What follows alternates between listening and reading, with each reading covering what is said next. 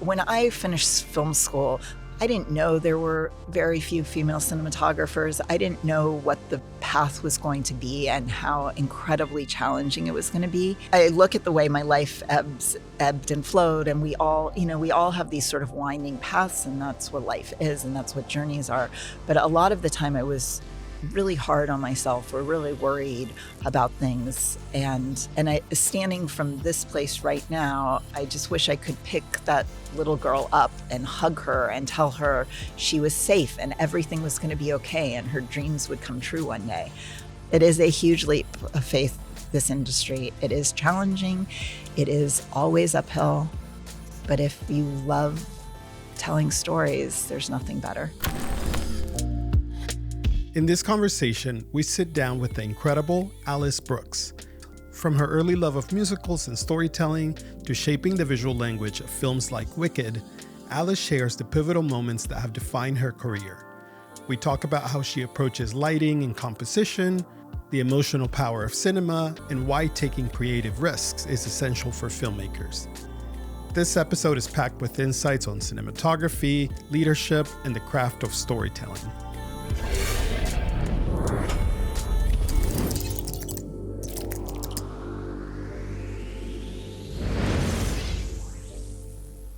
Thank you so much. Thank you so much. So let's take it a little bit back.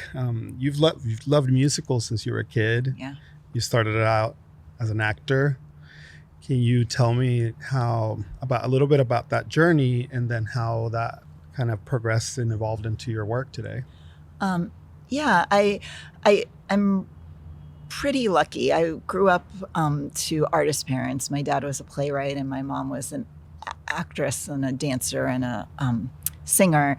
And when she had kids, she stopped acting, but she'd dance and sing around the house. And we didn't have much money, but my parents always figured out how to take us to live shows, to theater, and just like the experience of that magic of what live theater is. And my dad also just had this incredible passion for movies. And so I was allowed to stay up as late as I wanted, as long as I could read the opening credits. So I learned to read really early because I wanted to watch things with him.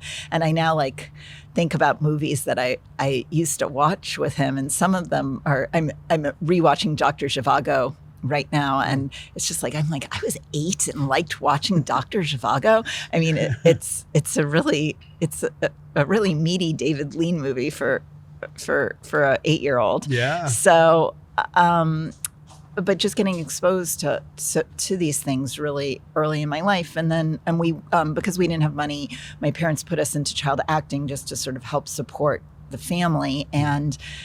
And so I got exposed to camera and lighting at such a young age. And I knew those guys were doing something really magical. And I knew it was something I wanted to do pretty early on. Yeah, I heard you say that you didn't get an audition and then you told your mom on a walk. Yeah, so what happened was, I lived in New York till I was 10, and then we moved from New York to Los Angeles because my sister's career was sort of blooming. And after school, my parents would take me to a dark soundstage where my sister was working, and I'd watch all the lighting guys light. I mean, today I even saw one of the cinematographers who at the ASC Clubhouse at lunch today. I saw Roy Wagner, who was the cinematographer on one of the TV series she was on, and I'd watch him, and I just was like, that is what I want to do when I grow up. And when I was 15, I had my last audition for this movie called While You Were Sleeping, and it was my 7th audition for the same part for this sister role in the movie. And in my heart, I knew I didn't get the role. It was between me and one other girl. And my mom and I went for a walk on the beach afterwards. It was in Santa Monica. We lived in the valley, and there was traffic, and my mom and I always had this connection to Santa Monica. So we took a walk on the beach, and I said to my mom, "Mom, I don't want to be an actress. I want to be a cinematographer." And she said, "I know." And I looked down, and there's this little gray sort of black and white feather, and I picked it up, and I still have it, and I have it in a broken frame because the frame wasn't broken when I bought it, but is now traveled all over the world with me. But it's this moment where I declared my dream, and I've got that that token of that moment, that reminder of when this dream started and when I announced this was what I was going to do with my life. Oh, that's beautiful. You'll have to send me a picture of it. I've I got think one I on my saw phone. it somewhere, but that's yeah, awesome. I think it's on my Instagram.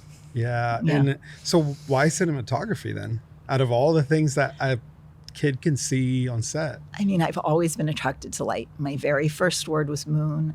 I pointed, my grandparents lived in New Jersey, and on Saturdays we'd drive to New Jersey, and I went to go grocery shopping, really. And there's there used to be these sort of milk glass balls in parking lots, and I pointed to it and said moon. But I think it's just always been this draw to me. I think light is everything, and every memory I have, and every sort of important decision I've ever made, I see a clear delineation between light and shadow, and I can feel the sunlight on my face, or feel the sunlight on my back, or feel the heat of the light hitting me, and so I think that was what really drew me to cinematography. Mm-hmm. So you think of light first, because I'm always curious with cinematographers. Do you think images first, or you think colors first? You think movement first, or do you think light? Well, light first? to me is a feeling. So, and if I think about telling a story, it's all about emotion and emotional storytelling. And I work with John Chu a lot, and I think we love telling a story in a similar way, which is let's break down a script by emotion, and we write down single word emotions per scene throughout the entire movie, and Wicked's 2 movies, and it becomes our roadmap, our emotional roadmap for what this movie should become. And so if I think of light as emotion, then that to me is the first thing, and then the camera work. I mean, camera is also emotion, but the light for me is the first thing. Mm-hmm. So then, fast forward a few years, you had a moment a few years ago when you almost gave up, and you said, I heard you say this quote that I thought was great, which is, it's always those moments when you want to give up, which are the moments when you should really press through. Yeah. It's amazing I say these things and then forget them. I thought it was awesome. It is awesome. And it is, right. And those moments of wanting to give up, I think, we're human beings. We have flight or fight responses. And I think a flight response for me is the one that's easiest. And so whenever I do want to give up, it is, okay, how do I get to the other side of this feeling? And constantly reminding myself that the lows never stay in your lows forever, and you never stay in your highs forever, that life is something that happens in between those moments. And so how do you ground yourself and stay focused and press on? That's beautiful. And another thing that I thought was just amazing, and I'm so glad that you shared it, but you posted this beautiful video where John asks you, what would you say to your future self? And you talked about how the feeling of right before production, but looking back now, what would you say to that Alice from 22 years ago?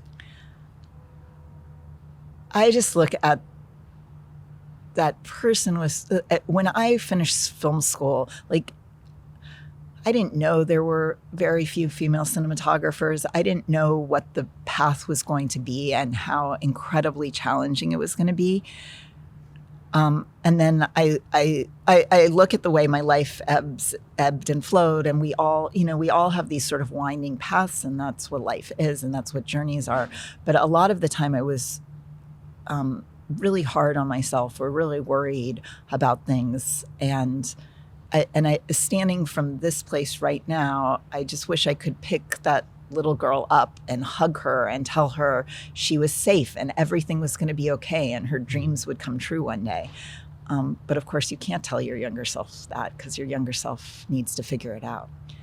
And even there's a moment in Wicked, which is one of my favorite moments, which is when Elphaba is free falling after she jumps out the window at the top of Emerald City in defying gravity. And as she's free falling, she suddenly sees her younger self in reflection. And the little girl reaches out to her, and she reaches out. And that hand that's reaching towards her becomes her broom, and then she can fly.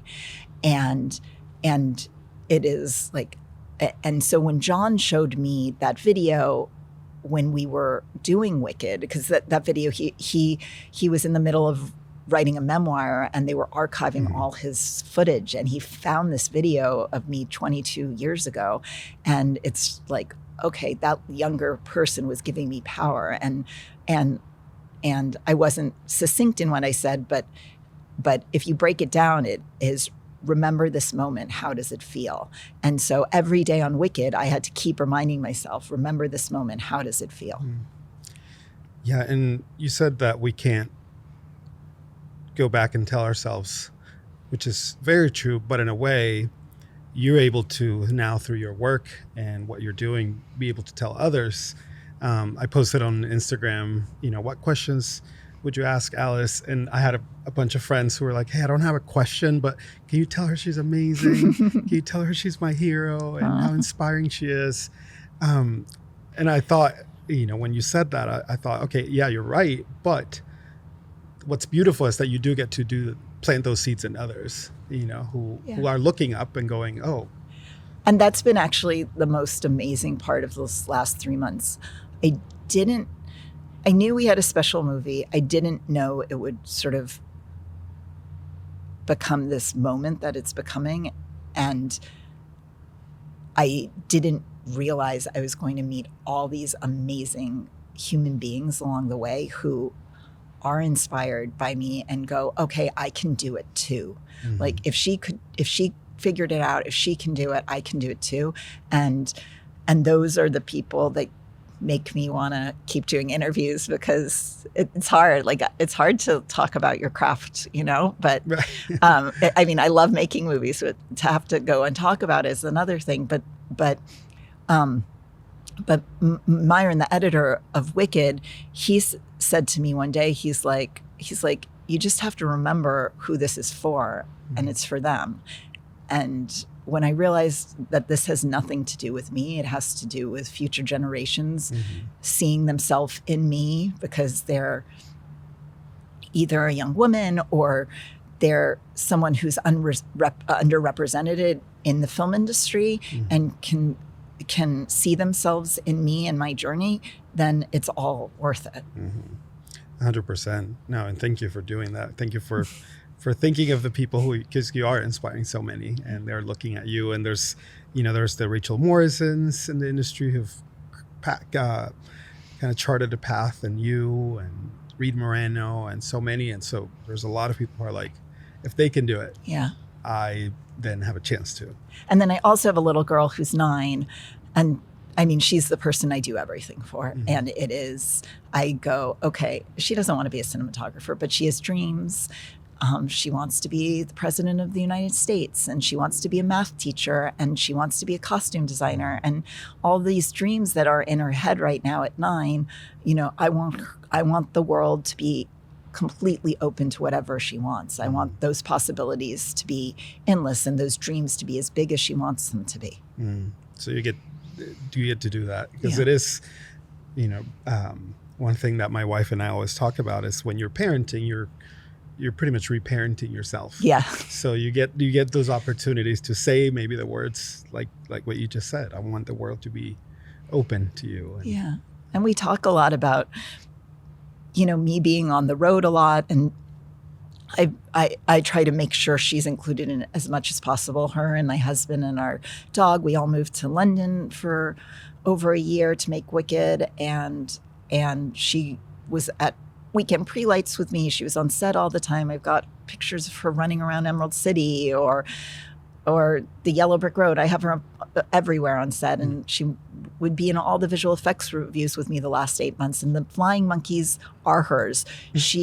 Because she was there when they were deciding what color Chistery's eyes were going to be, or what color, or what the hairstyle was going to be, or what the ears. And John Chu and Pablo Hellman, our visual effects supervisor, kept asking her, like, what do you think? And so to her, they belong to her.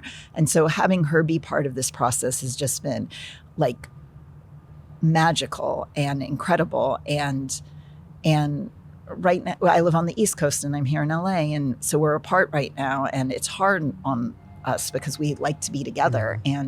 But she also, whenever I don't want to leave, she says to me, no, mommy, you have to go. And she's like, don't worry, I'll be here when you get back.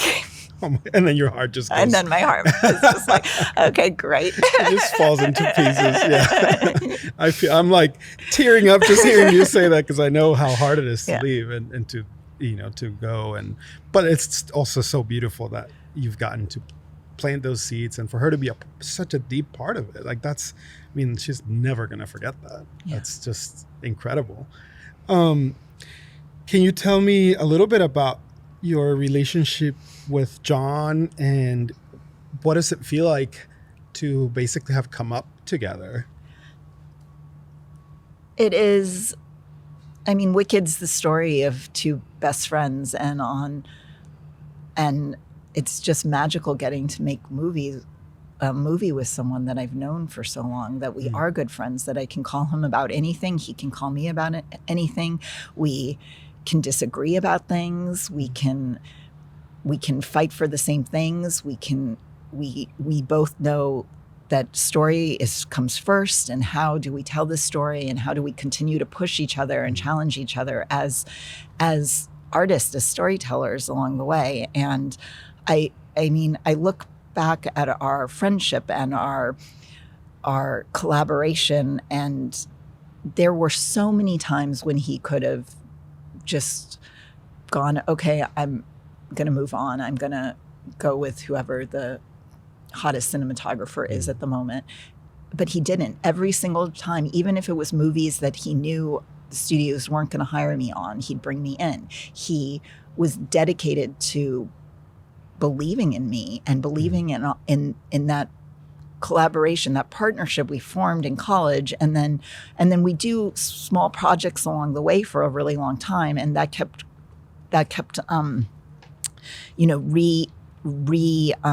he'd go off and work with other people, but we'd keep going back to these little projects like the Legion of Extraordinary Dancers, which was this superhero web series where these superheroes, their powers were their dance moves. And we did it for 3 years, and we met Chris Scott, our choreographer, on that, and we really pushed each other and learned, and it was a sandbox where we could make mistakes and try new things, and we didn't have to be right. It was a place where we could try things and fail, and that really bonded the three of us. Yeah, and then seeing the progression in your careers, I'm sure it's just so special to see a friend. Yeah, it's today he won Best Director at National Board of Review. I'm so proud of him. Yeah. He has his own journey as well, being first generation American, and his path to wanting to be a filmmaker in a family of chefs, and his parents owned a restaurant, and he was a storyteller, and they're the best family. I love them so much. His mother, I just think the world of her, and his father, but I have a special connection with Mrs. Chu. I think it's just, I often envy sort of the family he has. The parents he had. My parents were incredibly supportive too, in a different way though. Yeah. So I want to get into Wicked for sure. And before we started rolling, I was like, should I show you this message from a friend? So I think it can set it up well, and I'm excited, and I know he's going to be really excited that I'm showing you this message. So let me find it really quick. Where is it? There it is. So I'll play it.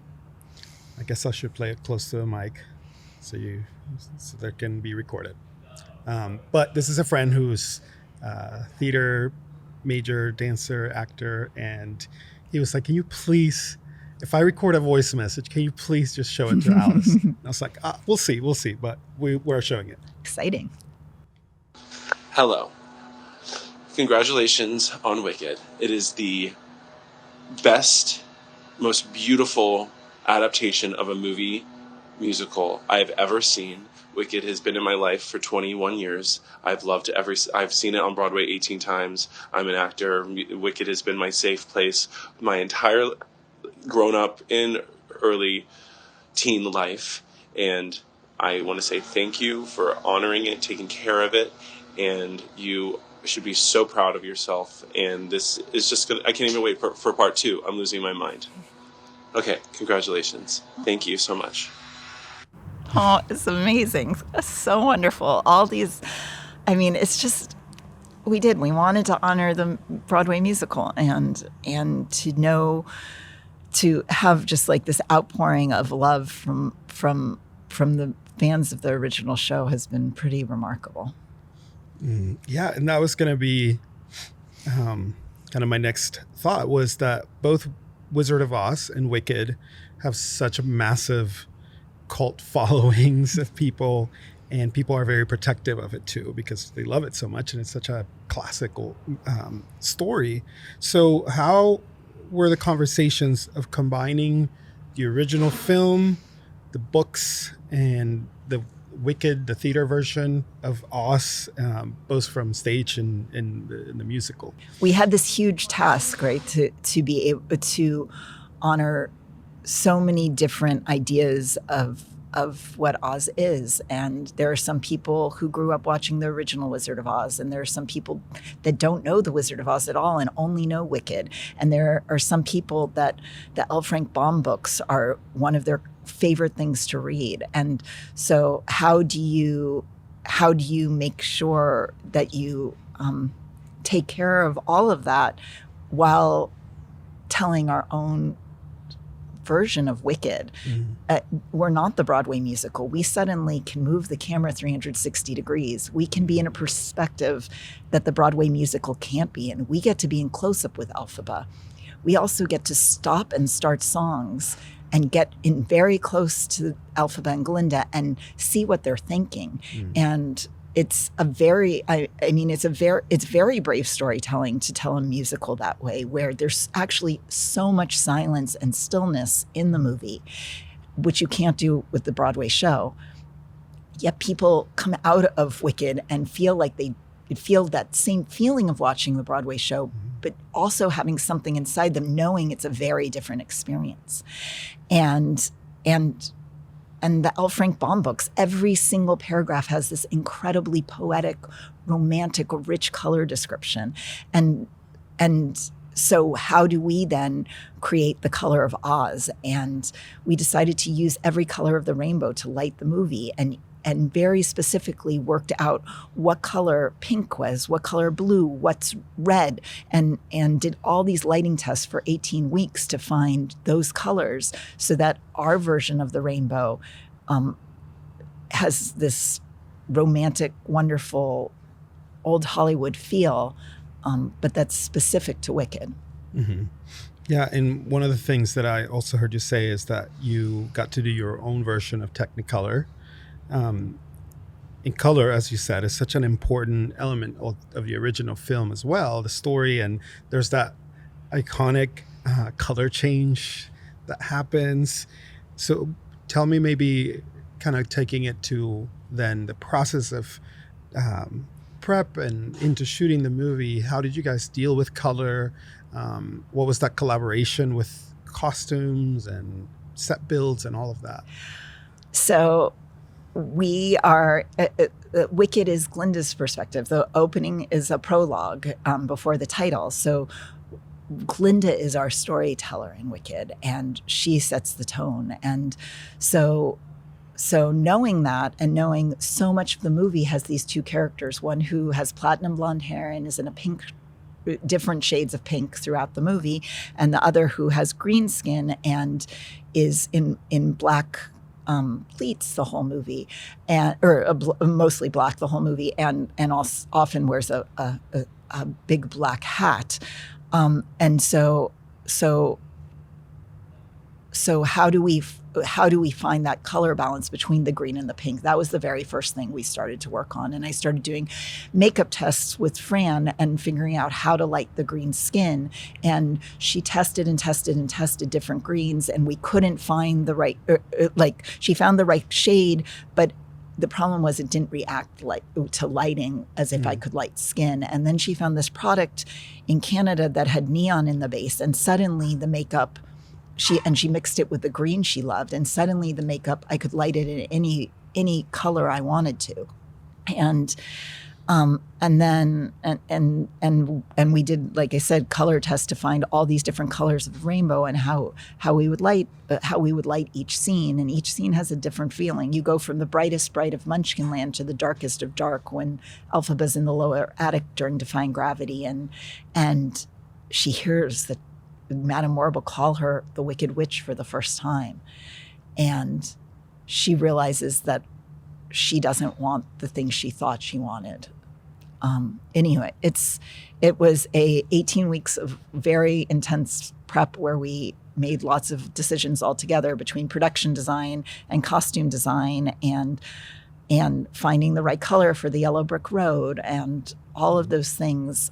Doing paint. The art department would bring me samples of different color paints for different things, and we put them on camera until everyone was satisfied with what color the yellow brick road would become.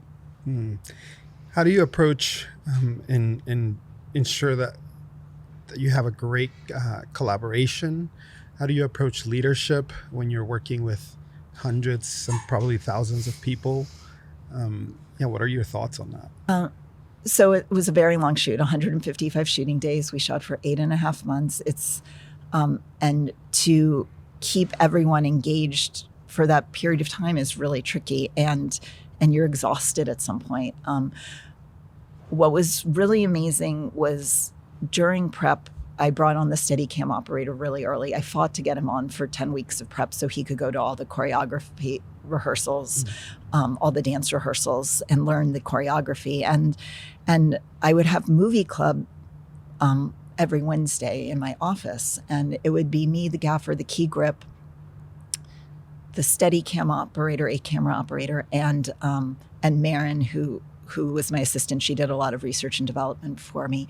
And we'd sit and we'd watch movies, and they were movies that had nothing to do with Wicked.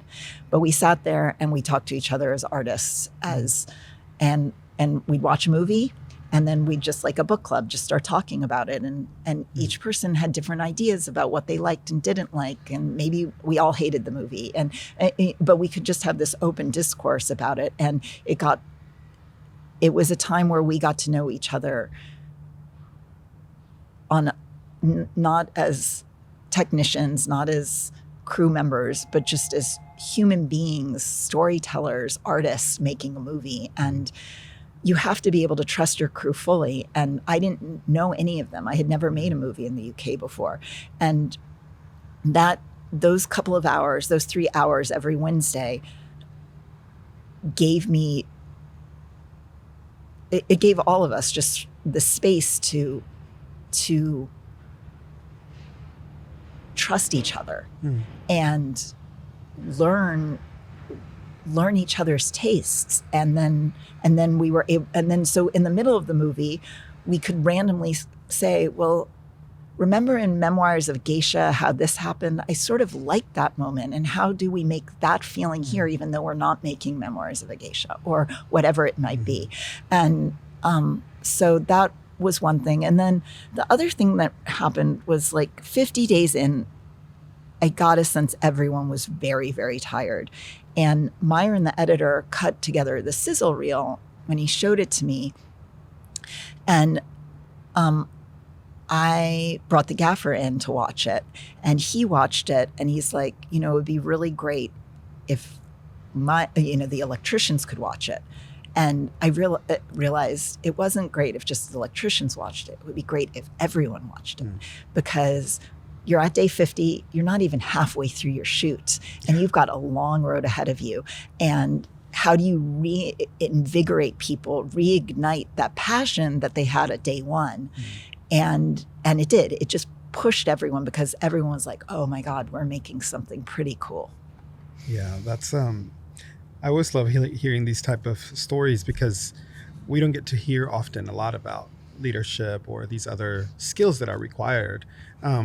What are some other things that you, through your career, obviously Wicked as well, but other skills that you've developed and that you think that people should be thinking about more? I mean, I think I really, it takes, I mean, some people say it takes a village to make a movie. It takes an army to make a movie. You can't make a movie by yourself. That's so just most wonderful part of movie making, is it is a collaborative experience. You need every single craftsperson on that movie to give 100% to make a beautiful, wonderful film. And there's a quote in The Heights where Abuela says, "It's the details that show the world we are not invisible."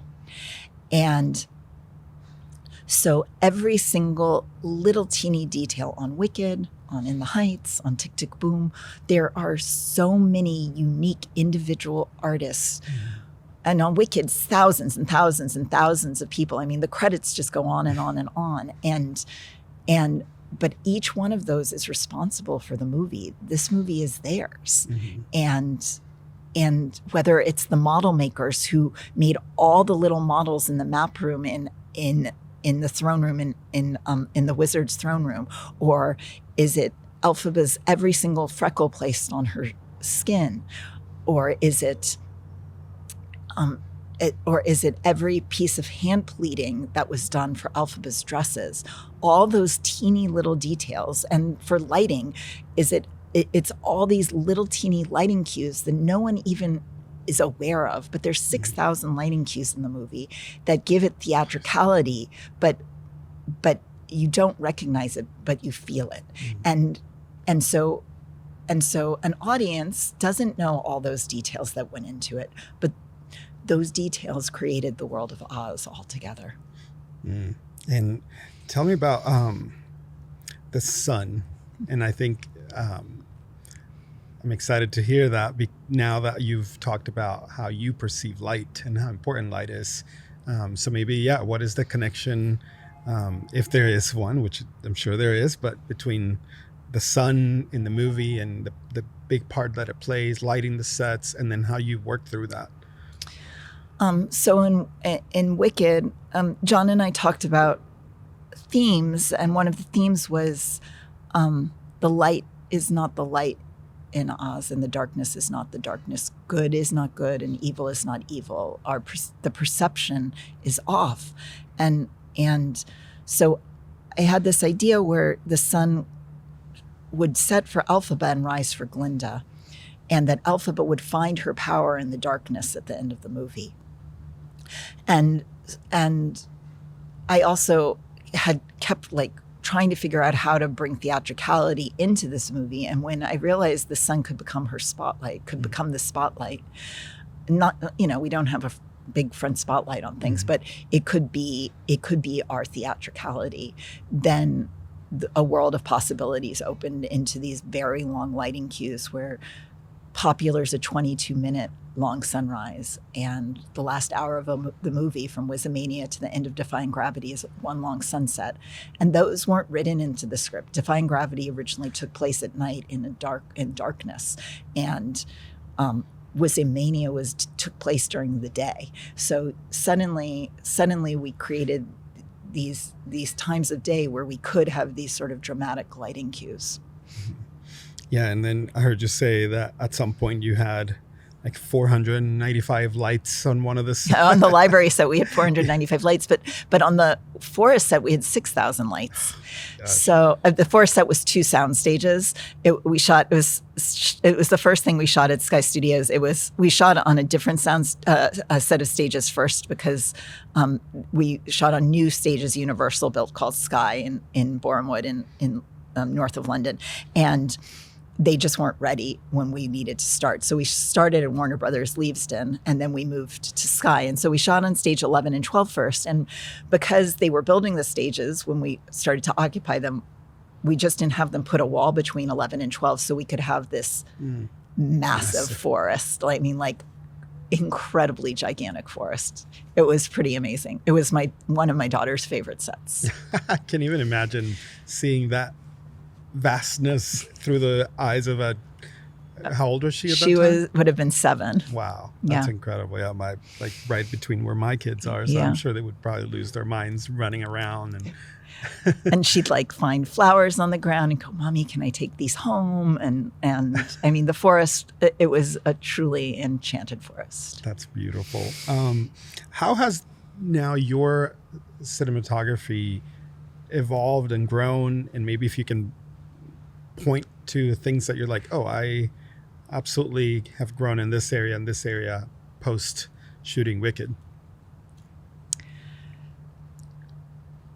I mean, I think each job you obviously want to grow and develop your skills. And I mean, I'm working on a new movie right now I can't talk about, but they're very different kind of filmmakers, and it's a different genre than anything I've worked on. And it's challenging me in a very different way. And so it's always wonderful to continue to work with people like John, who I've had such a long relationship with, but also, while he's editing movie 2, be working with new directors and seeing what their process is and what I can learn from them as well. And I think overall the thing on Wicked I learned the most was restraint. Like you have endless possibilities, endless tools. We can do as many crane shots as we want, but it's the time when we don't move the camera in the movie that are my favorite things. It's the moments that you lean in and get a sense of who Elphaba is and who Glinda is, and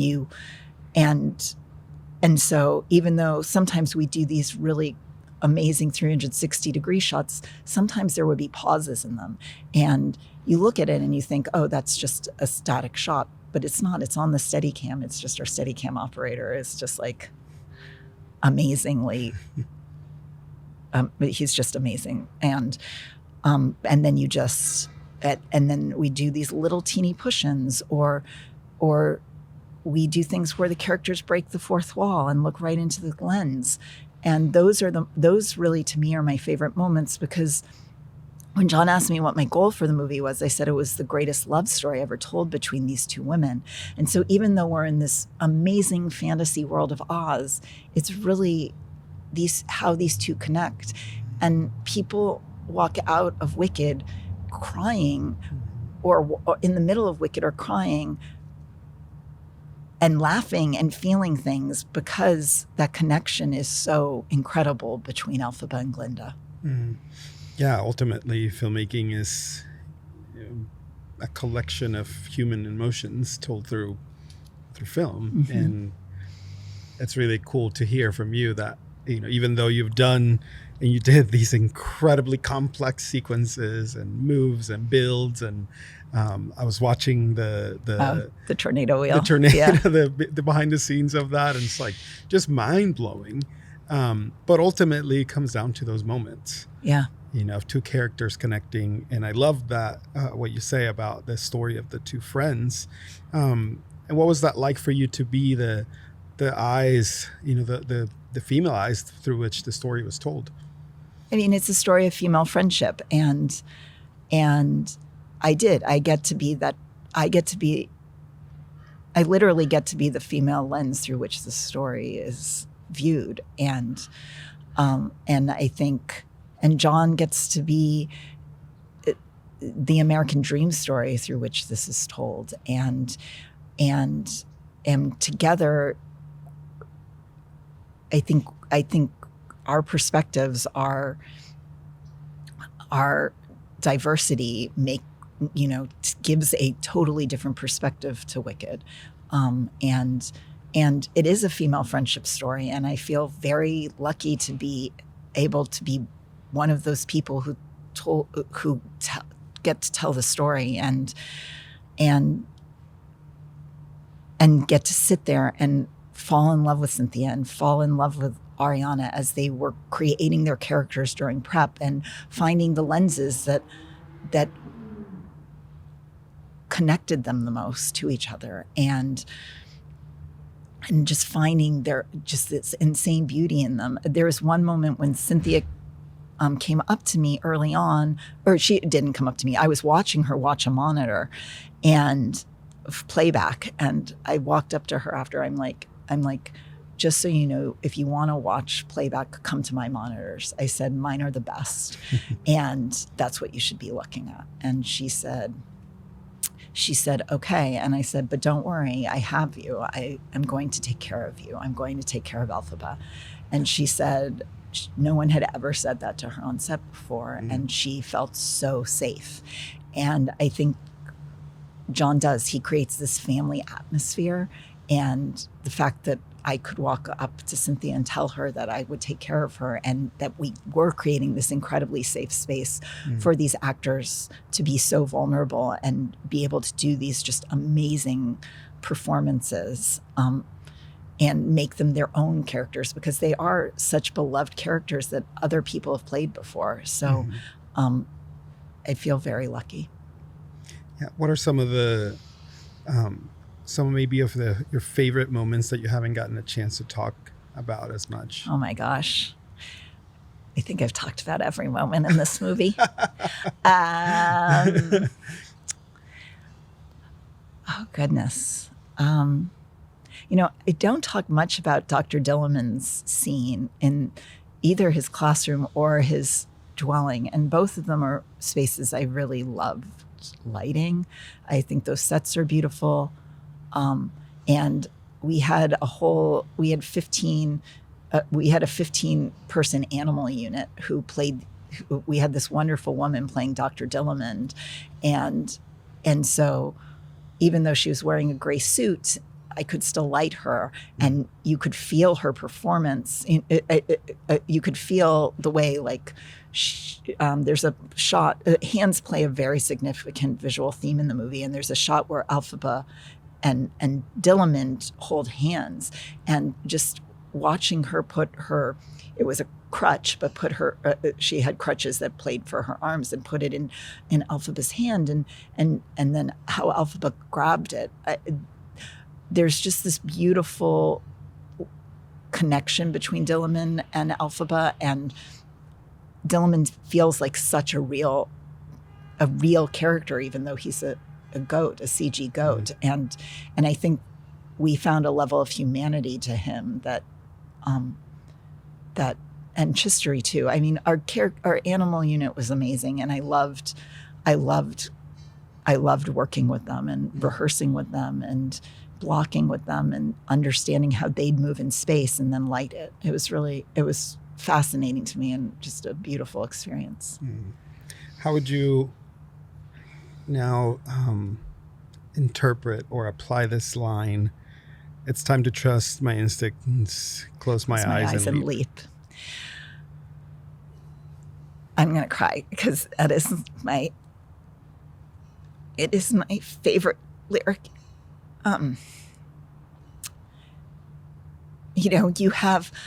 You're making a movie. It's the biggest movie of my life. You have thousands and thousands and thousands of people who you just have so many people around you. And I'd go to pre-light on the weekends, because that was my time, my space to be able to light this movie, and also be able to walk around and carry the script and walk through the space and feel what it felt like to be Cynthia playing Elphaba in the space, or Ariana playing Glinda in the space, and how would the light hit me if I were them, and how would the camera move around them as well. And it was just this quiet space with not very many people, 12, 15 people. I mean, it was just the electricians and me and my daughter and sometimes special effects or the greens department. But it was very small. And I remember being in that room, the lower attic, where she sings, "It's time to trust my instinct, close my eyes and leap." And I was standing there feeling that space and feeling what it would feel like if I looked up and there was a hint of light at the top of the stairs. And that's what it is. It's how it is. How do I continue to find the light inside me, to find my power, to find where I trust myself and trust the humans who I work with, the wonderful, wonderful artists and storytellers I work with, and then close my eyes and leap. That's beautiful. I love that. Thank you for sharing that. That's a Thank you. really special moment. I picture, the immensity of the pressure of the job, number one, but then also just the immensity of the place that you were in, and what that must feel like to just be like, what you the just weekends described. by myself in these, not by myself, with the 12 amazing electricians and the gaffer, and just getting this really quiet space where I was in these cavernous spaces, massive spaces.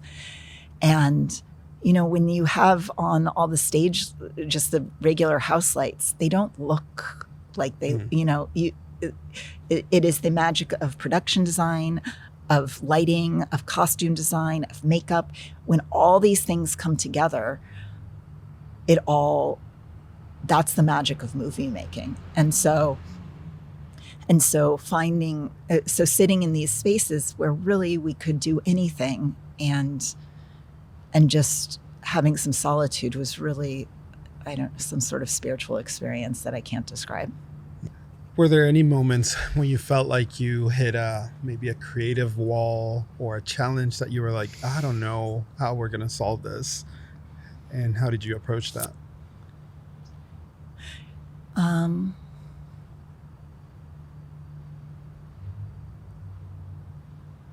Gosh, movie making every day is a challenge.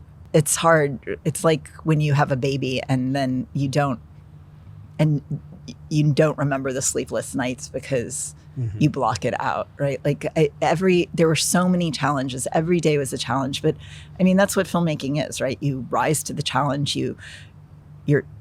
Someone comes up to you with something and you go, okay, well, how do we adapt? How do we change? How do we flow? Or someone comes up with this brilliant idea and then you go, okay, let's figure this out. We didn't plan for this, but it's the best idea. So how can we make it work? So I can't think of one specific wall. Every day was a massive challenge on this movie. It was the hardest job I've ever had and the most rewarding job I've ever had. What are the kind of basic foundations of constructing a musical moment? Oh gosh. I've done now 3 very different musicals. In the Heights, Tick, Tick, Boom, and Wicked. And they're all different scales. They're different types of musicals. And I don't think there's a recipe for how you construct a musical number. I think we always go back to the emotion of what the number is about. And we love to try different things and throw different things into the mix. And we love to, we go shoot all our rehearsals. Chris Scott shoots some of it. I shoot some of it. John shoots some of it on our iPhones. And then on this one, Karsten, our Steadicam operator, did too. And then we airdrop everything to John, and then he starts to cut it together. And it starts to take shape and life. But also questions start to come up, like does this actually tell the story we're trying to tell? Or how can we tell the story better? Or this is an amazing moment, but we're shooting it with an iPhone, and then suddenly we're going to be in a space with a rotating wheel, 3 rotating wheels, and a 23-foot crane with a M7 head and an Alexa 65 on it, that does not move like an iPhone when you just keep spinning it around. So then how do we make that idea, or at least that feeling, become a reality? Mm-hmm. Yeah, and the challenges that come with interpreting a number that might be massive or it might be small. Yeah, and when do you pause? I mean, there are moments in the Ozdas ballroom dance where Elphaba's dancing, and then we just stop. She stops. The camera stops. Everything stops. And how do you know that is gonna work? Too. Mm-hmm. I mean, it's a musical, so. Mm-hmm. Should the camera be moving all the time, or should it get to pause? And in this movie, I love when it pauses. Mm-hmm. How would you define the role of an artist in our world today?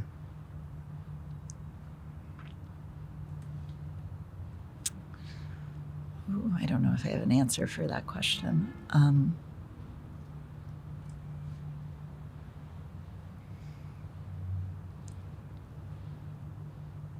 I think anything we put out into the world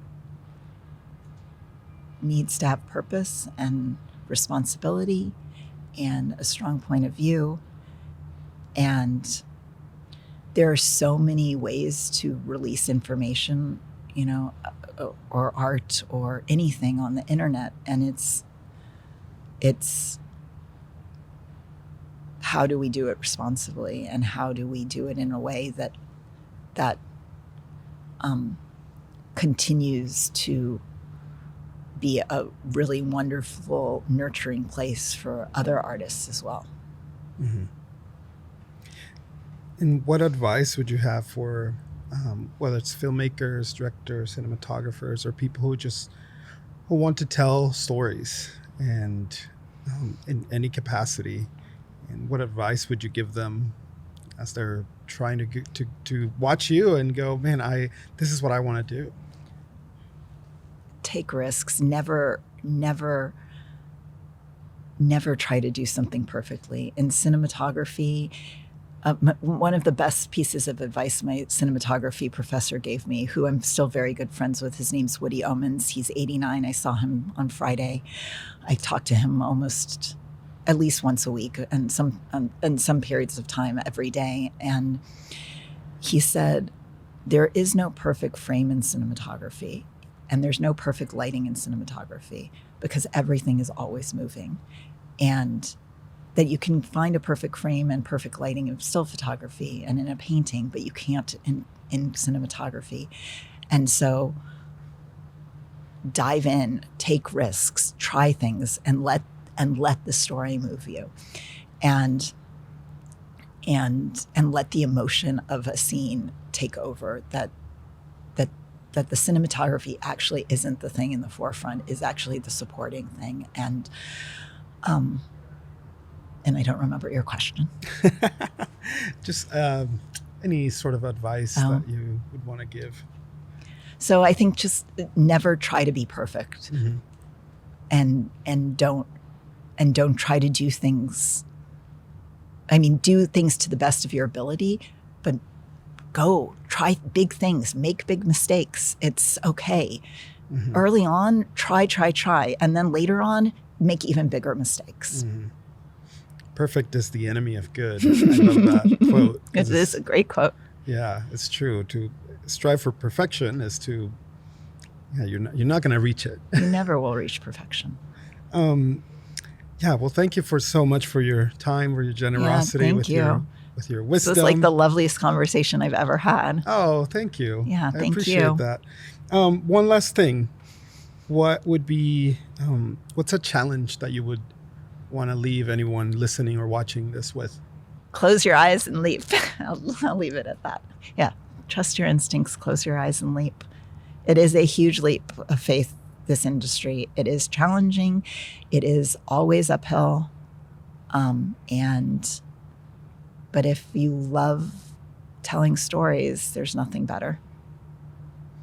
Well, thank you. Thank you. I really appreciate it. Thank This was you. so fun. So fun. Thank you so much. Thank you. I'm excited for everything that you're going to continue to do, and hopefully we get to do another one of these sometime. Yeah, thank you. Amazing. Appreciate it. Yeah. Thank you. Hey, thank you so much for listening. If you enjoy this conversation, please give us a follow, subscribe, and check out larkhaus.com to find out more about the different initiatives that we are developing to build community and to help artists like you realize their full potential. See you soon.